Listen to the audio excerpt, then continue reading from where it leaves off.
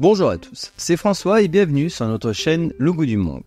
Aujourd'hui, je vais vous montrer comment préparer une délicieuse fondue de poireaux, une recette simple, rapide et parfaite pour accompagner vos poissons, viande blanche ou même des tartines gourmandes. La clé d'une bonne fondue de poireaux, c'est une découpe soignée et une cuisson douce pour préserver toute leur saveur. Commencez par retirer les extrémités des poireaux, enlevez les premières feuilles abîmées, puis fendez-les en deux pour bien les nettoyer sous l'eau. On ne veut pas de sable dans notre fondue. Ensuite, émincez-les finement. Pour commencer, vous pouvez les émincer un par un, mais avec un peu de pratique, vous pourrez en découper plusieurs à la fois. C'est un excellent exercice pour vous entraîner à la découpe, car en cuisine, il est essentiel d'être rapide. Plus vite vous maîtrisez les tâches simples, plus vous gagnez du temps pour le reste de la préparation.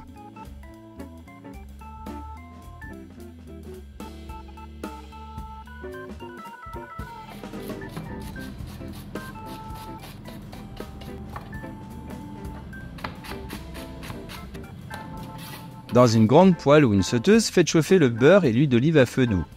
L'huile d'olive permet au beurre de ne pas brûler. Ajoutez les poireaux émincés, salez légèrement pour qu'ils rendent leur eau et laissez cuire doucement en remuant régulièrement. Laissez mijoter une quinzaine de minutes jusqu'à qu'ils soient bien tendres et fondants.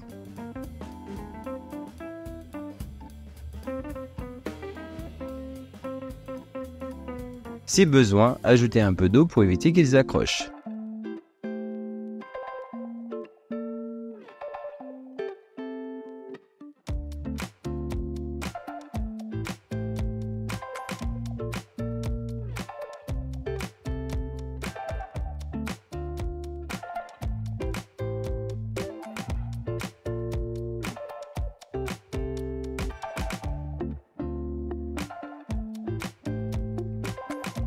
Après cuisson, vous pourriez les servir telles quelles. Mais pour encore plus de gourmandise, ajoutez de la crème fraîche. Laissez réduire doucement jusqu'à obtenir une consistance légèrement crémeuse et onctueuse. Idéal pour rendre votre plat encore plus savoureux. Et voilà, votre fondue de poireaux est prête, simple, rapide et tellement onctueuse. Elle est parfaite pour accompagner un filet de saumon ou même à tartiner sur de belles tranches de pain grillé. Un vrai délice. Dites-moi en commentaire avec quoi vous aimez accompagner votre fondue de poireaux. Et si vous aimez cette recette, n'oubliez pas de liker, de vous abonner et d'activer la petite cloche pour ne pas manquer les prochaines vidéos. A bientôt pour une nouvelle recette sur Le Goût du Monde. Merci et bon appétit!